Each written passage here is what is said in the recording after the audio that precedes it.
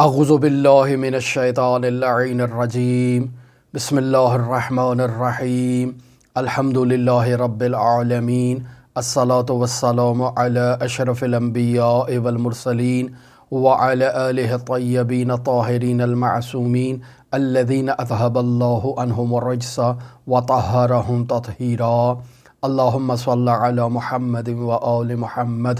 अल्लाहुम्मा अख़रिजना मिनज़्ज़ुलुमातिल वहम व अक्रिमना बिनूरिल फ़हम। अल्लाहुम्मा अफ़्तह अलैना अब्वाब रहमतिक वंशुर अलैना ख़ज़ाइन उलूमिक बिरहमतिका या अरहमर राहिमीन। अज़ीज़ान मोहतरम, इरफ़ान इस्लामी की तलाश के उन्वान पर गुफ्तगू आपके साथ जारी है और आज हम इरफ़ानी तालीमात में तहरीफ़ और इन्हिराफ़ के दो बुनियादी अवामिल को आपकी खिदमत में बयान करेंगे, जिन्हें आयतुल्लाह मिसबाह यहाँ बयान फरमा रहे हैं और इन दो अवामिल का जायज़ा ले रहे हैं। आयतुल्लाह मिसबाह फरमाते हैं कि इस दुनिया में आगाज़ से लेकर अब तक और क़यामत तक दो ऐसे अवामिल हैं कि जो बुनियादी तौर पर तहरीफ़ का बायस बनते हैं, इन्हिराफ़ का बायस बनते हैं। और अगर यूँ कहा जाए कि तहरीफ़ और इन्हिराफ़ का सरचश्मा ये दो अवामिल हैं तो बिल्कुल दुरुस्त कहा गया है। पहला आमिल जहालत है और दूसरा आमिल हवाए नफ्स की पैरवी करना है। बस औक़ात इंसान वाक़इयत को नहीं जानता, वाक़इयत से वाक़फ़ियत नहीं रखता, वो हकीकत तक नहीं पहुँच पाता और इस वजह से वो अपनी जहालत के बायस गफ़लत में मुब्तला होता है, इन्हिराफ़ में मुब्तला होता है और तहरीफ़ का शिकार हो जाता है। दूसरा आमिल हवाए नफ्स है कि बस औक़ात इंसान हकीकत और वाक़इयत से आगाह होता है, लेकिन जानबूझकर नफसानी ख्वाहिशात की पैरवी करते हुए इंसान तहरीफ़ करता है, इंसान कजरवी ईजाद करता है, इंसान इन्हिराफ़ात की तरफ जो है वो आगे कदम बढ़ाता है। बस आयतुल्लाह मिसबाह दरवाक़े यूँ कहना चाहते हैं कि तमाम इन्हिराफ़ात या लोगों के पास हकीकत और वाक़इयत से मुताल्लिक़ मालूमात न होने के बायस होते हैं, या उनके पास मालूमात होती हैं लेकिन वो उन मालूमात का इजहार करना नहीं चाहते या उन मालूमात पर अमल नहीं करना चाहते और अपनी नफसानी ख्वाहिश के मुताबिक वो अपनी मर्ज़ी का एक नज़रिया इख्तिरा करते हैं और उसकी तरवीज करते हैं और उसे आगे फैलाते हैं, जिससे इन्हिराफ़ ईजाद होता है, जिससे तहरीफ़ ईजाद होती है। लिहाजा आयतुल्लाह मिसबाह फरमा रहे हैं कि अगर बशरियत के आगाज़ से लेकर अब तक जितने भी इन्हिराफ़ात इस दुनिया में ईजाद हुए हैं या क़यामत तक जितने भी इन्हिराफ़ात ईजाद होंगे, इन तमाम इन्हिराफ़ात का अगर बखूबी जायज़ा लिया जाए तो कहीं ना कहीं आपको ये दो अवामिल ज़रूर वहाँ निशानदही होगी और आपको नज़र आएंगे और वाज़े तौर पर आप इन अवामिल को वहाँ मुशाहिदा कर सकते हैं। हज़रत सैयदुल औसिया अमीर अल मोमिनीन अली इब्न अबी तालिब अलैहि आलाफ़ व तहियत व सना नहजुल बलागा के खुतबा नंबर 50 में इरशाद फरमाते हैं, इन्नमा बदअ वक़ूअल फ़ितन अहवाउन तुत्तबअ व अहकामुन तुब्तदअ। यानी हज़रत फरमाते हैं कि तमाम फितनों के आगाज़ की बुनियादी वजह क्या है? इंसान की नफसानी ख्वाहिशात हैं और शरीयत के बरअक्स अहकाम की पैरवी करना ये दरवाक़े तमाम फितनों की बुनियादी वजह है कि इंसान इन चीज़ों की वजह से यानी नफसानी ख्वाहिशात की वजह से फितनों का पैरोकार हो जाता है। लिहाजा बिदअत ईजाद करने वालों के मनाफ़े उन्हें बिदअत ईजाद करने पर उभारते हैं और वो बिदअत ईजाद करते हैं। पस नफसानी ख्वाहिशात बिदअत को ईजाद करने में बुनियादी उन्सुर का हामिल है। या बस औक़ात आप ये भी कह सकते हैं कि अफराद खैर खा होते हैं, नफसानी ख्वाहिशात का शिकार नहीं होते, लेकिन वो इन्हिराफ़ ईजाद कर रहे हैं चूँकि हकीकत से वाक़फ़ियत नहीं रखते हैं, दर वाक़े वो जाहिल हैं, नादान हैं اور نہ چاہتے ہوئے وہ ایسے انحراف کا شکار ہو چکے ہیں، وہ بدعت ایجاد کر چکے ہیں، وہ تحریف کا باعث بن چکے ہیں، پس قرآن و سنت کے خلاف کسی نظریے کو قائم کر چکے ہیں، کسی عمل کی بنیاد رکھ چکے ہیں، اور اس نظریے اور عمل کے پیچھے در واقع ان کی ناواقفیت شامل ہے۔ اگر آغاز اسلام سے اس چیز کا جائزہ لیا جائے تو آپ اسی نقطے کو مطالعہ کر سکتے ہیں، اور اگر آغاز خلقت بشریت سے انحراف اور تحریف کو تلاش کرنا چاہیں تو آپ کو وہاں بھی اس کے نشانات واضح طور پر دکھائی دیں گے۔ خداوند متعال سورہ دہر کی آیت نمبر 2 میں اس نقطے کو بیان فرما رہا ہے کہ اِنَّا خَلَقْنَا الْإِنسَانَ مِن نُطْفَةٍ امشاج، کہ بے تحقیق ہم نے انسان کو ایک مکس نطفے سے خلق کیا، من نطفۃ امشاج، یعنی ایسا نطفہ جس میں ملاوٹ ہے، یعنی مرد اور عورت دونوں کے نطفے مل کر نطفۃ امشاج کا مصداق بنے۔ اس سے خداوند متعال نے انسان کو خلق فرمایا ہے۔ نبتلی ہے، کیوں خدا نے خلق فرمایا ہے؟ تاکہ اس انسان کو آزمایا جائے۔ اب جب انسان کو آزمانا ہے فَجَعَلْنَاهُ سَمِيعًا بَصِيرًا، تو اللہ تبارک و تعالیٰ نے اب انسان کو آزمائش کے لیے دیکھنے والا جو ہے وہ بصیر قرار دے دیا ہے، اور سننے والا سمیع قرار دے دیا ہے۔ پس انسان کے پاس آغاز خلقت سے آج تک اور قیامت تک 2 آپشن موجود ہیں، کہ جن 2 آپشنوں کی وجہ سے انسان کی آزمائش ہوتی ہے، یعنی انسان کے پاس در واقع 2 راستے موجود ہوتے ہیں۔ انسان نے ان 2 راستوں میں سے ایک راستے کا انتخاب کرنا ہے۔ ایک راستہ اسے خیر کی طرف لے جا رہا ہے، ایک راستہ اسے شر کی طرف لے جا رہا ہے۔ انسان نے خود کو انحراف سے بچانا ہے، انسان نے سیدھے راستے کا انتخاب کرنا ہے، اور اب یہاں انتخاب کا اختیار خود انسان کے ہاتھ میں ہے، اور اسی کو آزمائش کہتے ہیں۔ بہرحال اس دنیا میں جتنی بھی قومیں ماضی میں گزر چکی ہیں، اس وقت جتنی قومیں موجود ہیں، یا قیامت تک جتنی اقوام اس دنیا میں زندگی بسر کرنے کے لیے آئیں گی، ان میں موجود اگر آپ انحرافات کا جائزہ لینا چاہیں تو یہ 2 عوامل آپ کو وہاں بخوبی طور پر نظر آئیں گے، جن میں سے ایک عامل جہالت ہے اور دوسرا عامل ہوائے نفس کی پیروی کرنا ہے۔ اب سوال یہ پیدا ہوتا ہے کہ کیا اسلامی تعلیمات میں جو انحرافات ایجاد ہوئے کیا ان 2 عوامل سے مستثنیٰ ہیں؟ تو ہرگز عزیزان محترم ایسا نہیں ہے۔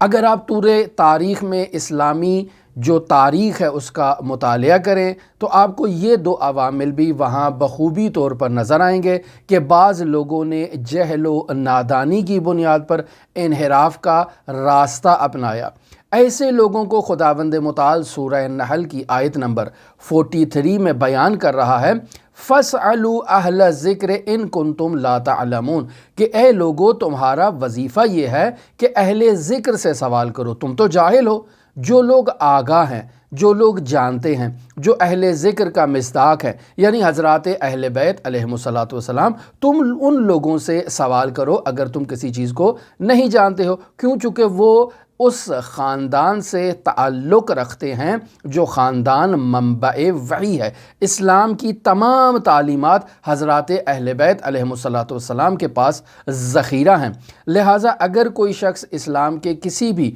مسئلے کو نہیں جانتا یا کسی مسئلے کی حکمت و فلسفے کو نہیں جانتا تو وہ اہل ذکر سے رابطہ کرے، اہل بیت علیہم السلام کے در پر آئے، ان سے سوال کرے تاکہ انحراف اور بدعت کا شکار نہ ہو اپنی جہالت کی وجہ سے، یا بعض لوگ اگر نفسیاتی خواہشات کی وجہ سے اسلام میں بدعت ایجاد کریں، انحراف ایجاد کریں تو یہ ان کا اپنا مسئلہ ہے، اور وہ کسی نہ کسی غرض سے اسلام میں کجروی کا باعث بنتے ہیں۔ اگر آغاز اسلام سے اس چیز کا جائزہ لیا جائے، یعنی صدر اسلام سے، تو بعض لوگوں کو اسلامی تعلیمات پر اعتراض جب ہوتا تو وہ ان کے قلب میں اگر اعتراض ہوتا تو بعض افراد ایسے تھے کہ وہ اپنے دل میں اس اعتراض کو رکھتے، لیکن بعض افراد ایسے تھے جو حتیٰ کہ جرأت کرتے اور رسول خدا صلی اللہ علیہ وآلہ وسلم کی موجودگی میں اپنے باطنی رجحانات کا اظہار کرتے، اعلان کرتے، احکام سے متعلق، عقائد سے متعلق جو عقائد انہیں پسند نہ ہوتے، جو احکام انہیں پسند نہ ہوتے، وہ جرأت کا مظاہرہ کرتے اور رسول خدا صلی اللہ علیہ وآلہ وسلم کے حضور اختلاف کرتے اور رسول خدا صلی اللہ علیہ وآلہ وسلم کے بیان کردہ نظریے کی مخالفت کرتے۔ قرآن مجید اس بات کی واضح طور پر نفی فرما رہا ہے اور فرماتا ہے کہ میرا حبیب ہرگز دینی مسائل یا دینی اعتقادات کو اپنی نفسانی خواہشات کی وجہ سے بیان نہیں کرتا ہے۔ مثلا آپ دیکھیں کہ سورہ نجم ہے، آیت نمبر 3 اور آیت نمبر 4 ہے کہ خداوند متعال واضح طور پر وحی کے ذریعے سے اس پیغام کو پہنچا رہا ہے، وَمَا يَنْطِقُ عَنِ الْهَوَىٰ إِنْ هُوَ إِلَّا وَحْيٌ يُوحَىٰ کہ میرا حبیب ہرگز نہیں بولتا، یہ تو صرف وہی کلام کرتا ہے، وہی گفتگو کرتا ہے کہ جس بارے میں اس کو وحی ہوئی ہو۔ لہٰذا اگر اسلامی تعلیمات میں جائزہ لیا جائے، اسلامی تاریخ کو بخوبی طور پر مشاہدہ کیا جائے تو نہایت افسوس سے یہ کہا جا سکتا ہے کہ بعض لوگوں نے جہالت کی بنیاد پر اسلامی تعلیمات میں، اسلامی عقائد میں انحراف ایجاد کیا، اور بعض لوگوں نے عمدن جان بوجھ کر اسلامی تعلیمات میں اپنے نظریات کو ایڈ کیا، اپنی جو خواہشات ہیں ان کو اضافہ کیا، اور اس کی کیا وجوہات ہیں اس بارے میں اسلامی تعلیمات اور اسلامی تاریخ کا بخوبی جائزہ لینا چاہیے۔ لہٰذا ایک اس سے بھی بڑا تعجب ہمیں یہ ہوتا ہے کہ بعض ایسے ہی افراد کہ جو نہ صرف دل میں اسلامی تعلیمات کے بارے میں اعتراض رکھتے تھے یا دل میں ان کے شبہات ایجاد ہوتے تھے، حتیٰ رسول خدا صلی اللہ علیہ وآلہ وسلم کی نبوت کے بارے میں ان کے وجود میں شبہات ایجاد ہوتے تھے، ایسے ہی افراد کو رسول خدا صلی اللہ علیہ وآلہ وسلم کی شہادت کے بعد امت نے انہیں رسول خدا کے جانشین کے طور پر انتخاب کیا اور انہیں رسول خدا صلی اللہ علیہ وآلہ وسلم کی مسند پر بٹھایا، اور آج وہی افراد دنیا میں اکثریت رکھتے ہیں اور اسلامی تعلیمات کے پیروکاروں میں ایسے ہی افراد کی اکثریت ہے، اور وہ انہی افراد کو مستند مانتے ہیں، معتبر مانتے ہیں، ممتاز مانتے ہیں، مورد تائید مانتے ہیں، حتیٰ یہاں تک اگر رسول خدا اور صلی اللہ علیہ وآلہ وسلم اور ان ہستیوں کا تقابل کیا جائے تو وہ رسول خدا سے بھی ان ہستیوں کو برتر اور اعظم جانتے ہیں،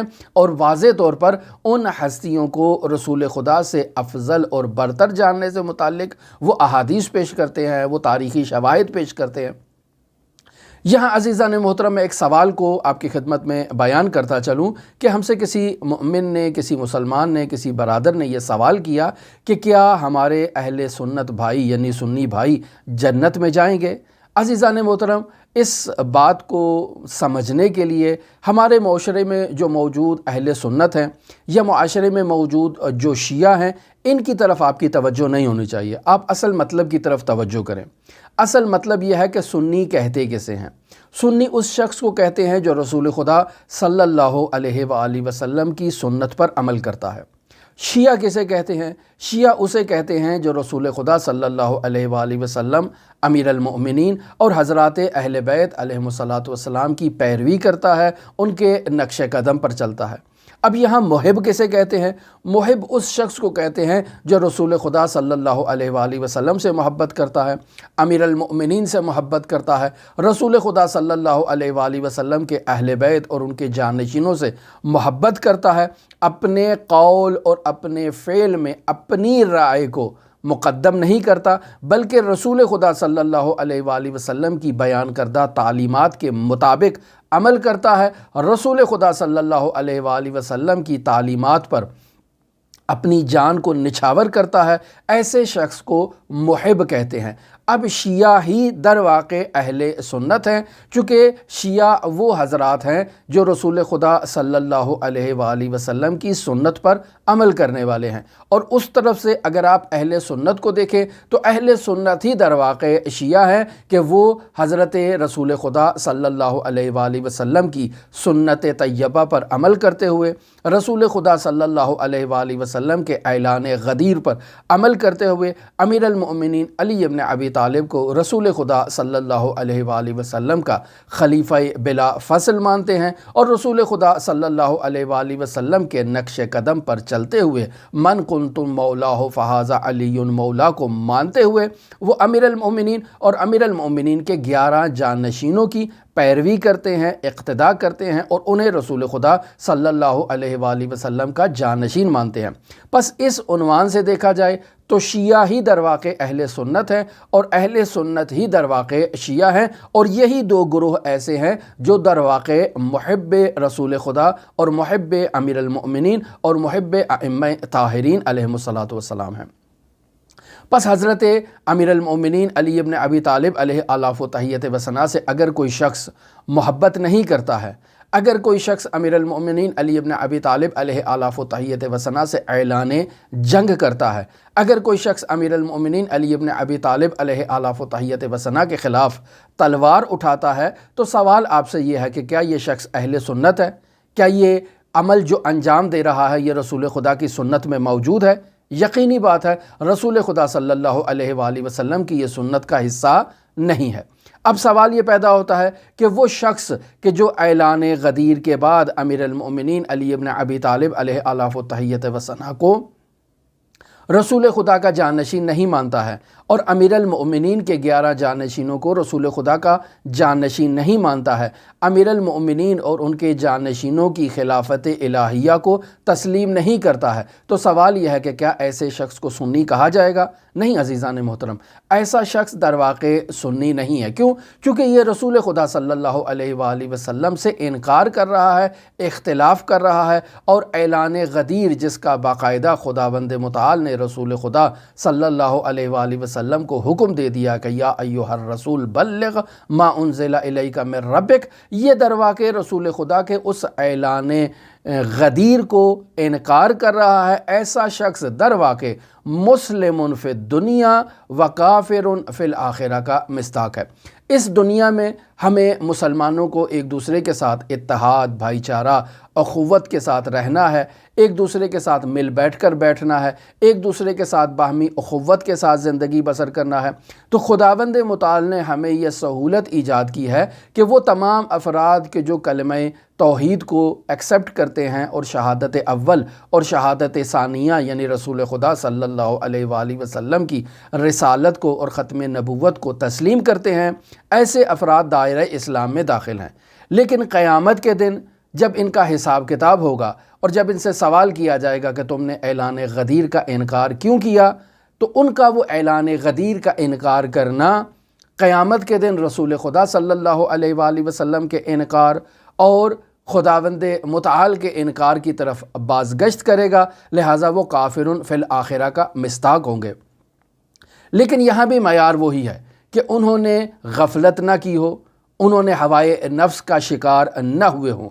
اگر وہ ہوائے نفس کا شکار ہوئے ہیں، اگر انہوں نے غفلت کی ہے اور غفلت میں بھی عمد درکار ہے، جان بوجھ کر انہوں نے تحقیق نہیں کی ہے، تو عزیزان محترم ایسے افراد کی بازگشت اسی عنوان سے ہوگی کہ وہ مسلم فی الدنیا و کافر فی الآخرہ کا مصداق ہے۔ لیکن ایک شخص نے تحقیق کی ہے، جستجو کی ہے، لیکن اسے ایسے شواہد نہیں نظر آئے، تو اسے موقع دیا جائے گا کہ یہ حضرت سید الاوصیاء امیر المؤمنین علی ابن ابی طالب علیہ آلاف و تحیت و ثنا کی ولایت اور خلافت بلا فصل کو ایکسیپٹ کرے، وگرنہ اس دنیا میں جتنے بھی اعمال ایک ایسا شخص جو بغض اہل بیت رکھتا ہو، بغض علی ابن ابی طالب رکھتا ہو، اس کے اعمال اس کے منہ پر دے مارے جائیں گے۔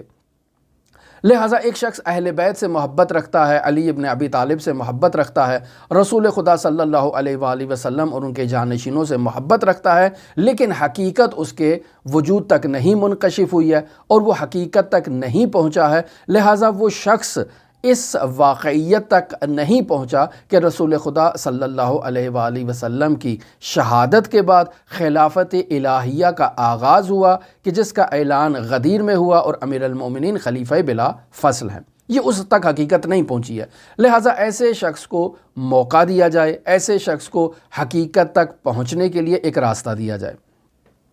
عزیزان محترم، یہاں وہ سوال بھی آپ کی خدمت میں بیان کر دوں کہ وہ افراد جو اس دنیا میں طہارت اور نجاست کا خیال نہیں رکھتے ہیں، پاکیزگی کا خیال نہیں رکھتے ہیں، جو افراد اسلامی احکام کی پیروی نہیں کرتے ہیں، نماز کو اہمیت نہیں دیتے ہیں، زکوٰۃ و خمس کو اہمیت نہیں دیتے ہیں، نماز کو اور جمعے کو اہمیت نہیں دیتے ہیں، کیا ایسے افراد شیعہ ہیں؟ کیا ایسے افراد کے لیے یہ کہا جا سکتا ہے کہ یہ امیر المؤمنین کے پیروکار ہیں، یہ رسول خدا صلی اللہ علیہ وآلہ وسلم کے پیروکار ہیں؟ یہاں آپ خود قضاوت فرمائیں اور خود اس سوال کا جواب تلاش کریں کہ کیا اہل سنت جنت میں جائیں گے؟ جی ہاں عزیزان محترم، اہل سنت ہی در واقع شیعہ ہیں اور شیعہ ہی در واقع اہل سنت ہیں، لہٰذا جس قدر انسان میں خلوص پایا جائے گا، وہ شخص مخلص جو اہل بیت سے محبت کرتا ہے، جو امیر المؤمنین سے محبت کرتا ہے، لیکن اگر اس تک پیغام درست انداز میں منتقل نہیں ہوا، اس نے تحقیق بھی کی لیکن تحقیق کے بعد اسے سیدھا راستہ نظر نہیں آیا، تو خداوند متعال پر لازم ہے کہ اسے سیدھا راستہ دکھانے کے لیے خداوند متعال ہدایت کا سبب فراہم کرے۔ اب عزیزان محترم، میں آپ کی خدمت میں ایک اور مقدمہ، یہ سوال کا جواب آپ کی خدمت میں کمپلیٹ کیا، اب ایک مقدمہ پیش کرتا ہوں۔ تاریخ اسلام میں اور اسلامی تعلیمات کا اگر بخوبی جائزہ لیا جائے تو حج کی 3 اقسام ہمارے سامنے اسلامی تعلیمات میں ملتی ہیں۔ ایک حج تمتع ہے۔ حج تمتع ایسے افراد کے لیے ہے اور ایسے افراد کا وظیفہ ہے کہ جن کا وطن مکہ سے 48 میل کے فاصلے پر ہے، یعنی 78 کلومیٹر کا فاصلہ ہے ان کے وطن سے اور مکہ کے درمیان۔ یہ لوگ جب حج کے لیے جائیں گے تو ان کا وظیفہ یہ ہے کہ یہ حج تمتع کو انجام دیں۔ حج تمتع میں حج سے پہلے عمرہ انجام دینا ہوتا ہے جسے عمرہ تمتع کہا جاتا ہے۔ یہ افراد وہاں حج کے لیے جائیں گے، وہاں جا کر پہلے عمرہ تمتع کو انجام دیں گے، پھر اس کے بعد یہ احرام کی حالت سے باہر آئیں گے، محل ہوں گے، اور پھر اس کے بعد دوبارہ جب حج کے ایام آئیں گے تو یہ افراد حج کو انجام دیں گے۔ یہ ہے حج تمتع۔ ان افراد پر قربانی کرنا بھی واجب ہے۔ حج کی دوسری قسم ہے جسے حج افراد کہتے ہیں۔ یہ ایسے افراد کا وظیفہ ہے کہ جن کا وطن مکہ سے 48 کلومیٹر سے ان کا فاصلہ جو ہے وہ کم ہے۔ ایسے افراد پر حج افراد واجب ہوتا ہے۔ ان افراد پر قربانی واجب نہیں ہے۔ یہ حج پہلے انجام دیں گے اور پھر حج کے اعمال کو مکمل کرنے کے بعد دوبارہ یہ عمرہ انجام دیں گے۔ اب یہ بھی احتمال پایا جاتا ہے کہ یہ ممکن ہے عمرہ جو انجام دیں یہ اس ماہ ذی الحج میں انجام نہ دیں، ماہ ذی الحج کے بعد جو مہینہ آ رہا ہے اس میں عمرہ کو انجام دیں، یہ وہاں بیٹھے رہیں، خانہ خدا کی زیارت کرتے رہیں، وہاں تعقیبات کرتے رہیں، لیکن یہ محرم نہیں ہیں، احرام کی حالت سے باہر نکل چکے ہیں، پس ان کا پہلے حج ہے اور حج کے بعد یہ جو ہے وہ محل ہوئے ہیں اور پھر کچھ عرصے کے بعد انہوں نے عمرہ انجام دیا ہے، لہٰذا ان کا حج حج افراد کہلائے گا۔ حج کی تیسری قسم عزیزان محترم حج قران ہے۔ یہ ایسے افراد کا وظیفہ ہے جن کا مکہ سے وطن جو ہے وہ 12 کلومیٹر کے فاصلے پر ہے۔ یہ افراد حج افراد کو بھی انجام دے سکتے ہیں، یہ افراد حج قران کو بھی انجام دے سکتے ہیں۔ حج قران اس وجہ سے کہا جاتا ہے کہ یہ اپنے ساتھ اپنے وطن سے اپنی قربانی کا جانور ساتھ لے کر آئیں گے، اس کو کھینچ کے لے کر آئیں گے، اس کی گردن میں باقاعدہ انہوں نے قلادہ باندھا ہوگا، اس کی گردن پر باقاعدہ انہوں نے اپنے جوتوں کا ہار پہنایا ہوگا اور یہ باقاعدہ اسے کھینچ کر لے کر آئیں گے مکہ کی جانب۔ ان لوگوں کا وظیفہ یہ ہے کہ یہ حج قران کو انجام دیں یا حج افراد کو انجام دیں، کیوں؟ چونکہ ان کا فاصلہ مکہ سے 12 کلومیٹر سے کم ہے۔ اب عزیزان محترم ہم اس مدعا کی طرف آتے ہیں کہ حج سے متعلق رسول خدا صلی اللہ علیہ وآلہ وسلم نے کتنے حج کیے، یہ ہمارا موضوع گفتگو نہیں ہے۔ ہمارا موضوع گفتگو یہی ہے کہ اسلامی تعلیمات میں بعض ایسے موارد آتے ہیں جہاں لوگوں کو رسول خدا صلی اللہ علیہ وآلہ وسلم کی تعلیمات پر بس اوقات اعتراض ہوتا ہے، ان کے دل میں ہوتا ہے۔ بعض لوگ ایسے ہیں جو جرأت کا مظاہرہ کرتے ہیں اور رسول خدا صلی اللہ علیہ وآلہ وسلم کے حضور اپنے اعتراض کا اعلان کرتے ہیں۔ ایسے ہی موارد میں سے ایک مورد عمرہ تمتع سے متعلق ہے، جس کا قرآن مجید میں باقاعدہ حکم ہوا ہے، اور اسلام کے نورانی احکام کی روشنی میں بعض افراد جو حج کے لیے جاتے ہیں، اور حج کی اقسام میں ہم نے آپ کی خدمت میں بیان کیا کہ ان پر حج میں حج تمتع واجب ہوتا ہے۔ حج تمتع میں انہوں نے پہلے عمرہ کرنا ہے، جس عمرے کا نام بھی عمرہ تمتع ہے۔ اس کے بعد یہ محل ہوں گے، یعنی حالت احرام سے باہر نکلیں گے، اور وہ 24 محرمات جو احرام کی حالت میں ان کے اوپر حرام ہوتی ہیں، مثلا خواتین کے ساتھ نزدیکی کرنا حرام ہے، خوشبو لگانا حرام ہے، تیل لگانا حرام ہے، ایک 24 محرمات کی فہرست بیان کی گئی ہے کہ جو عمرہ تمتع انجام دینے والے محرم کے لیے حرام ہے، لیکن جب وہ عمرے کے اعمال کو مکمل کرتا ہے اور پھر احرام کی حالت سے باہر نکلتا ہے تو یہ 24 چیزیں جو اس پر حرام تھی یہ اب حلال ہو جاتی ہیں، اور پھر یہ شخص انتظار کرتا ہے ایام حج کا، اور انتظار کرتا ہے عرفہ کے ایام کے قریب ہونے کا، دوبارہ محرم ہوتا ہے اور پھر اعمال حج کو انجام دیتا ہے۔ جبکہ حج افراد اور حج قران میں ایسا نہیں ہے، اس شخص نے احرام حج باندھنا ہے اور ڈائریکٹ حج کے اعمال کو انجام دینا ہے۔ اگر یہ حج افراد کر رہا ہے تو حج کے اعمال کو کمپلیٹ کرنے کے بعد یہ عمرہ کو انجام دے گا اور پھر دوبارہ اپنے وطن واپس چلا جائے گا، یا ممکن ہے اپنے وطن واپس چلا جائے، دوبارہ یہ عمرہ کی ادائیگی کے لیے واپس آئے، یا ممکن ہے وہیں قیام کرے اور بعد میں عمرے کو انجام دے۔ یہ عزیزان محترم فقہی حکم کے اعتبار سے آپ کی خدمت میں بیان کر رہے ہیں۔ اب یہاں اس بات کی طرف توجہ دیں کہ ایک مرتبہ تاریخ اسلام کا واقعہ جس میں حج سے متعلق یہ اختلاف پیش آیا، اور وہ اختلاف کچھ یوں تھا کہ رسول خدا صلی اللہ علیہ وآلہ وسلم حج کے لیے تشریف لے جا رہے ہیں، اور کچھ اصحاب جن کا وظیفہ یہ تھا کہ وہ حج تمتع کو انجام دیں، وہ بھی رسول خدا صلی اللہ علیہ وآلہ وسلم سے پہلے وہاں مکہ میں موجود ہیں، احرام کی حالت میں ہیں، اور اب وہ یہ چاہتے ہیں کہ اپنے احرام کو کنٹینیو رکھیں، جاری رکھیں، اور اس عمرہ تمتع کے بعد وہ حج تمتع کو انجام دیں اسی احرام کی حالت میں۔ جبکہ رسول خدا صلی اللہ علیہ وآلہ وسلم جس حج کے لیے تشریف لا رہے ہیں ان کا وظیفہ اس وقت حج تمتع کی ادائیگی نہیں ہے، لہٰذا رسول خدا صلی اللہ علیہ وآلہ وسلم نے ان اصحاب کو یہ حکم دیا کہ آپ کا وظیفہ عمرہ تمتع ہے، لہٰذا آپ عمرے کا جو اعمال ہیں، جو وظائف ہیں، انہیں کمپلیٹ کرنے کے بعد احرام کی حالت سے آپ باہر نکلیں اور تمتع اختیار کریں، یعنی باقاعدہ وہ محرمات جو آپ پر حرام تھیں ان محرمات کو حلال پوزیشن میں لے آئیں اور ان سے استفادہ کریں، جن میں سے ایک تمتع ہے،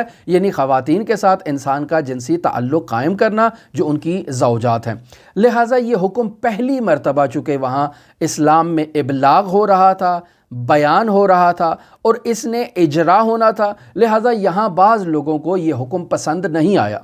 انہوں نے اختلاف کیا، جن میں سر فہرست ہمارے دوسرے مسلمانوں کے خلیفہ ہیں کہ جنہوں نے اس نقطے پر اعتراض کیا، انہیں یہ بات پسند نہ آئی اور انہوں نے باقاعدہ اپنے قلبی رجحان کا اظہار کیا اور کہا یہ کیسے ہو سکتا ہے کہ وہ لوگ جو عبادت کے لیے آئے ہیں اور دور دراز کا سفر طے کر کے تکالیف اٹھا کر زحمات اٹھا کر وہ آئے ہیں، انہوں نے کچھ دن احرام باندھا ہے اور محللات ان پر حرام ہو چکی ہیں، انہوں نے اللہ کی عبادت کی ہے، اللہ کا ذکر کیا ہے، اب وسط عمل کے دوران ان کو محل کر دیا جائے اور وہ دوبارہ جنسی لذات میں داخل ہو جائیں، دوبارہ ان کے بدن سے غسل کا پانی ٹپک رہا ہو، اور ایسے میں وہ مشاہدہ کریں کہ رسول خدا صلی اللہ علیہ وآلہ وسلم احرام کی حالت میں ہیں، تو ہمیں یہ حکم پسند نہیں آیا، لہٰذا ہمیں شرم آتی ہے کہ رسول خدا صلی اللہ علیہ وآلہ وسلم محرم ہوں،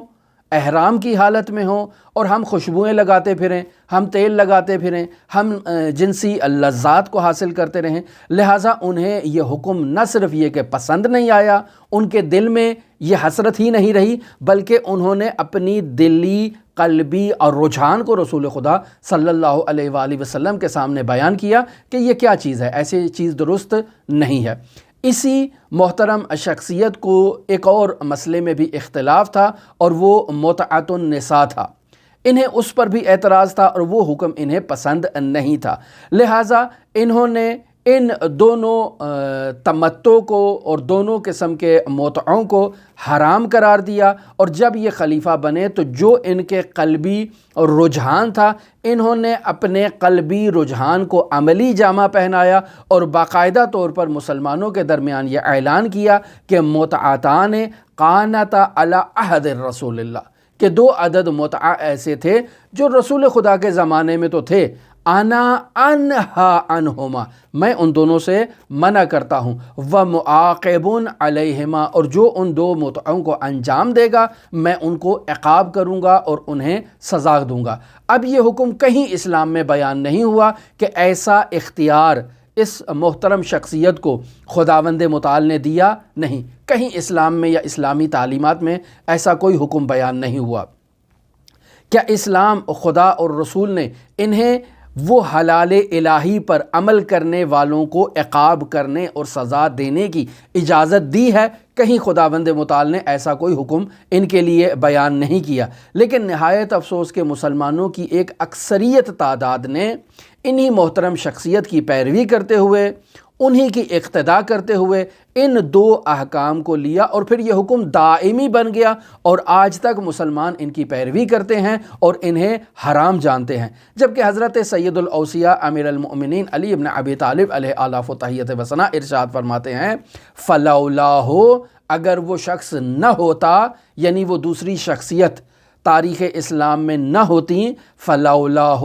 ما زنا الا شقی او شقیہ، تو ہرگز کوئی شخص زنا نہ کرتا، مگر کون کرتا؟ کہ جو شخص شقی ہے یا وہ خاتون جو شقیہ ہے، چونکہ یہ عمل 2 افراد سے مل کر انجام پانا ہے، ایک زانی ہوگا اور ایک وہ مزنیہ ہوگی، تو ایک شقی ہوگا اور ایک شقیہ ہوگی۔ کیوں فرماتے ہیں ایسا ہوتا؟ لِأَنَّهُ يَكُونُ لِلْمُسْلِمِينَ غِنَاءٌ فِي الْمُتْعَةِ عَنِ الزِّنَا، چونکہ متعہ کی موجودگی میں مسلمانوں کے پاس ایک حلال آپشن موجود ہے، وہ اس حلال آپشن پر عمل کر کے مستغنی ہو جاتے ہیں، انہیں اس زنا کی ضرورت ہی پیش نہیں آتی ہے۔ لہٰذا باقاعدہ طور پر اس کا امیر المومنین علی بن ابی طالب علیہ آلاف و تحیت و ثنا نے اظہار کیا کہ اگر وہ منع نہ کرتے تو کوئی بھی شخص قیامت تک اس گناہ زنا میں آلودہ نہ ہوتا، اور اگر کوئی آلودہ ہوتا تو وہ شقی ہوتا یا شقیہ ہوتی۔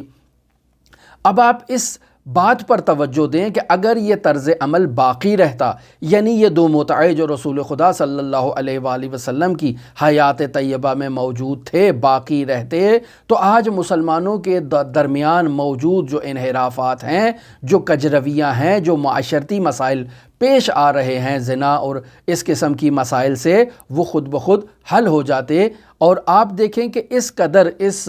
حکم حکومتی کہہ لیں یا جو کچھ بھی کہہ لیں، اس کا اس قدر اثر ہوا ہے کہ آج آپ شیعیان حیدر کرار میں بھی اگر دیکھ لیں تو آپ کو اس کے آثار نظر نہیں آئیں گے، اور وہ بھی اسلام میں موجود اس انحراف سے دوری کرتے ہیں۔ اب آپ خود دیکھیں، رسول خدا صلی اللہ علیہ وآلہ وسلم نے غدیر خم میں اپنے جانشین کا اعلان کیا، اصحاب کا مجمع 1 لاکھ سے زیادہ تھا، سب نے باقاعدہ طور پر مشاہدہ کیا کہ رسول خدا صلی اللہ علیہ وآلہ وسلم نے امیر المؤمنین کے ہاتھ کو بلند کر کے من کنت مولا فہذا علی مولا کا اعلان کیا، لیکن رسول خدا صلی اللہ علیہ وآلہ وسلم کی شہادت کے بعد جو ہے وہ مسلمانوں نے اجتماع کیا اور رسول خدا کے جانشین کو اس کی مسند خلافت الہیہ پر بیٹھنے سے روک دیا، اور مسلمانوں نے خود اپنا خلیفہ انتخاب کیا۔ یہ وہ بنیادی تفاوت ہے جو شیعیان حیدر کرار کے طرز تفکر میں پایا جاتا ہے ان افراد سے کہ جو اس طرز تفکر کو نہیں مانتے۔ اسی وجہ سے شیعوں کو رافضی کہا جاتا ہے کہ انہوں نے رفض کیا اس خلافت سے، انہوں نے اعراض اور دوری کی اس خلافت سے کہ جس خلافت کی باغ دوڑ اور جس کی داغ بیل خود سقیفہ کے میدان میں ڈالی گئی تھی۔ اس وجہ سے یہ لوگ رافضی ہیں۔ لہٰذا اگر آپ مذاہب کو دیکھتے ہیں تو اہل سنت کے تمام گروہ جتنے بھی پیروکار ہیں وہ امام جعفر صادق علیہ السلام کے شاگرد فقیہوں کے پیروکار ہیں۔ اگر آپ نے شاگردوں کی پیروی کرنی ہے تو استاد کی پیروی کو نہیں کرتے۔ وہ ہستی کہ جس کے بارے میں کہا جاتا ہے لولا السنتان لہلک النعمان، کہ اگر میرے پاس 2 سال نہ ہوتے کہ جن 2 سالوں میں میں نے جعفر صادق کی شاگردی کی ہے تو نعمان کے لیے ہلاکت یقینی تھی۔ تعجب آور بات یہ ہے کہ نعمان جن 2 سالوں پر افتخار کر رہا ہے، جس ہستی کی شاگردی میں مسلمانوں نے اس ہستی کو ٹھکرا دیا ہے اور 2 سال تحصیل کرنے والے شخص کو فقیہ جان لیا ہے اور اس کی باقاعدہ فقہ کے پیروکار ہیں، اور پھر آگے ان کے شاگردوں کے شاگرد ہیں اور باقی سلسلہ آگے جاری ہے۔ بس عزیزان محترم، یہاں آپ اہل بیت علیہم السلام کی خیرت مندی، دانش مندی، صبر و تحمل کے بے نظیر مظاہرے کو مشاہدہ کریں کہ انہوں نے کیسے رسول خدا صلی اللہ علیہ وآلہ وسلم کی اس دنیا سے رخصت ہونے کے بعد اور دوسرے افراد کے حکمران بننے کے بعد، اور انہوں نے جب اپنے نظریات اسلام میں لاگو کرنا شروع کیے اور احکام اسلامی میں رفتہ رفتہ بدعتیں ایجاد ہونا شروع ہو گئیں، تو اہل بیت علیہم السلام نے کیسے صبر و تحمل کا مظاہرہ کیا، کیسے انہوں نے نہایتی متانت اور نہایتی بردباری کے ساتھ عقائد اسلام اور احکام اسلام کو بیان کرنا شروع کیا۔ ان ہستیوں پر خود مصیبتیں آتیں، ان ہستیوں کو خود خون رلایا جاتا جب اسلام میں تحریف کی جاتی، لیکن ان ہستیوں نے نہایتی تدبیر الہی کا دامن تھاما اور انہوں نے صبر و تحمل کا مظاہرہ کیا، اور 250 سال اگر اہل بیت علیہم السلام کی سیرت طیبہ کا مطالعہ کیا جائے تو انہوں نے اسلام کو اسلامی معاشرے میں پختہ کیا، اور اگر اہل بیت علیہم السلام کی یہ 250 سالہ جد و جہد نہ ہوتی تو اسلام اضمحلال ہو جاتا، اسلام نابود ہو جاتا اور اسلام کا صرف نام ہی باقی رہتا۔ یہ ان ہستیوں کی تدبیر ہے، ان ہستیوں کی کوشش ہے، ان ہستیوں کی جد و جہد ہے، ان ہستیوں کا صبر و تحمل ہے کہ انہوں نے اسلام کو مسخ ہونے سے بچایا، اسلام میں وہ انحرافات ایجاد نہ ہونے دیے کہ جن کے باعث اسلام باقی نہ رہتا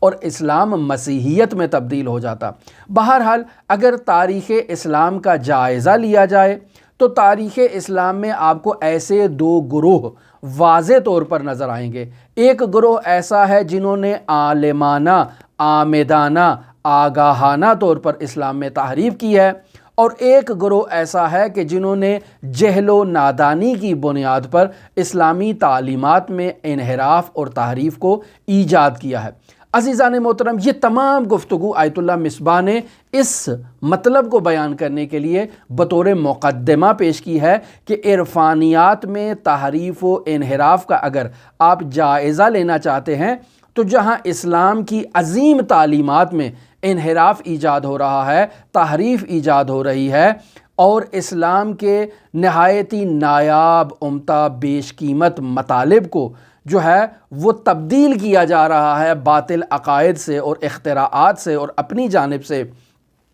مطالب کو اسلام میں اضافہ کیا جا رہا ہے، یا عمدن اضافہ کیا جا رہا ہے یا جہل و نادانی کی بنیاد پر اضافہ کیا جا رہا ہے، تو عرفان ایسے دور میں کیسے محفوظ رہ سکتا ہے؟ عرفان کا کام انسان کو خداوند متعال تک پہنچانا ہے، تو اس عرفانی تعلیمات میں اور عرفانیات میں بھی اگر آپ تحریف کا جائزہ لیں تو آپ کو ایک گروہ ایسا نظر آئے گا کہ جو جان بوجھ کر اسلام کے ان خالص نورانی مطالب میں تحریف ایجاد کر رہا ہے، ایک گروہ آپ کو ایسا نظر آئے گا جو جاہلانہ طور پر اسلام میں تحریف کا اور عرفان میں تحریف کا باعث بنا ہے۔ اور پھر اگر آپ اسی سلسلے کو دیکھیں تو نسل در نسل یہ سلسلہ جو ہے وہ نسلوں میں منتقل ہوا، اور اسی کے باعث عرفانیات میں متنازع قسم کے فرقے ایجاد ہوئے، متنازع قسم کے مسلک ایجاد ہوئے، ہر فرقے نے دوسرے فرقے کی نفی کی، ہر مسلک دوسرے مسلک کی نفی اور انکار کو بیان کرتا رہا اور خود کے حق پر ہونے کا وہ دعوے دار رہا۔ اب یہاں نہایت اہم ضرورت تھی کہ جیسے تشیع میں عقائد تشیع کے دفاع کے لیے تحریکیں چلائی گئیں، احکام تشیع اور فقہ تشیع کی حفاظت کے لیے جیسے نہضتیں چلائی گئیں، تحریکیں چلائی گئیں، جد و جہد کی گئی، محنتیں کی گئیں، باقاعدہ اقدامات کیے گئے عملی، اسی طرح سے عرفانیات میں بھی یہ کام ہونا چاہیے تھا، چونکہ دین کا مغز، روح اور کریم جو ہے وہ عرفانیات ہے، جس نے انسان مسلمان اور شیعہ کو خداوند متعال تک پہنچانا ہے۔ لیکن عزیزان محترم، اس مسئلے میں آپ اگر طول تاریخ کا مطالعہ کریں تو لوگ نہایت ہی حساسیت کا مظاہرہ کرتے ہیں۔ اگر آج بھی آپ ابن عربی کا نام لیں تو بعض لوگ نہایت ہی جو ہے وہ کجروی سے آپ کی طرف نگاہ کرتے ہیں، لعن النفرین کا جو ہے وہ آپ کو شکار قرار دیتے ہیں۔ بعض لوگ قومی تعصبات کی بنیاد پر جو ہیں وہ دوسروں سے ان مطالب کو نہیں لینا چاہتے، فرقوں کی بات کو ترجیح دیتے ہیں، اپنے مسلک کو دوسرے مسلک پر ترجیح دیتے ہیں، اور پھر کہتے ہیں کہ ہم خداوند متعال کا قرب چاہتے ہیں، خداوند متعال کے حقیقی جو مقرب بندے ہیں وہ حمی ہیں۔ تو عزیزان محترم، اس فیلڈ میں بھی تحقیق کی ضرورت ہے، اور عرفان خالص کو اور عرفان ناب کو عرفان ناخالص سے اور عرفان مخلوط سے جدا کرنے کی ضرورت ہے، اور پھر مسلمانوں کے درمیان اس عرفان خاص، اس عرفان ناب کی ترویج کی ضرورت ہے۔ یہ نہایت اہم کام تھا کہ جو تاریخ اسلام میں نہیں ہوا۔ جہاں ابن عربی سے متعلق تعلیمات ہیں اور ابن عربی کے جہاں تک بیانات ہیں، ان کو اگر دیکھا جائے تو اس میں بھی آپ کو ایسے بہت ساری چیزیں نظر آئیں گی، خالص بھی ہیں، ناخالص بھی ہیں۔ اب وہ جو ناخالص ہیں وہ خود ابن عربی کی ہیں یا ابن عربی تک منسوب کی گئی ہیں، اس نقطے پر بھی نہایت ہی عالمانہ تحقیق ہونے کی ضرورت ہے۔ بعض لوگ یہ تصور کرتے ہیں کہ شاید خداوند متعال نے جو کہہ دیا کہ انا نحن نزلنا الذکر وانا لہ لحافظون، کہ ہم نے اس ذکر کو نازل کیا ہے اور ہم ہی اس کی حفاظت کریں گے، تو بعض لوگ شاید یہ تصور کرتے ہیں کہ ابن عربی کی کتابیں بھی شاید اسی قانون کی جو ہے وہ زد میں آ چکی ہیں اور اسی قانون کی حامل ہیں، لہٰذا ان میں کسی قسم کا انحراف نہیں ہے۔ اگر اس میں ناخالص مطالب موجود ہیں جو ہماری آئیڈیالوجی اور ہماری نظریات سے مطابقت نہیں رکھتے، تو وہ کہتے ہیں چونکہ قانون یہ ہے کہ انا نحن نزلنا الذکر وانا لہ لحافظون، لہٰذا یہ جو کچھ مطلب اس کتاب میں موجود ہے، یہ کتاب میں مطلب ابن عربی نے بیان کیا ہے اور یہ اس کا مطلب ہے۔ وہ ہرگز اس مطلب کو تصور کرنے کے لیے تیار نہیں ہے کہ یہاں بھی تحریف ہو سکتی ہے، یہ کتاب الہی نہیں ہے، لہٰذا یہ ضروری نہیں ہے کہ یہ مطلب جو اس کتاب میں موجود ہے یہ ابن عربی نے ہی بیان کیا ہو۔ آپ کو خداوند متعال نے قرآن دیا ہے، آپ کو خداوند متعال نے اطرت کی تعلیمات دی ہے، آپ قرآن و اطرت کا دامن تھام کے عرفانیات کے بارے میں جب تحقیق کریں تو اس میں ابن عربی کی بھی مطالب آ جاتے ہیں، اس میں غیر ابن عربی سہروردی اور قونوی اور اس قسم کے جتنی شخصیات ہیں سب کے مطالب آ جاتے ہیں۔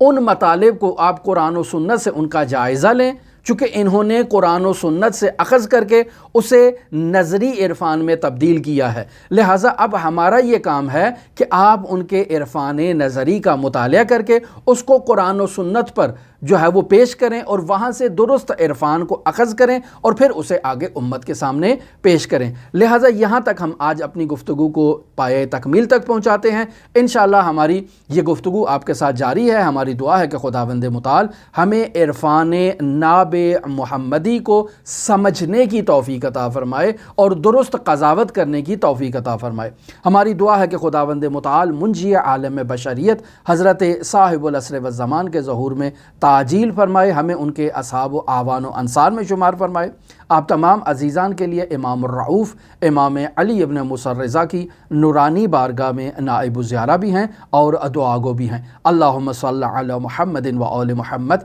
وعجل فرج قائم آل محمد۔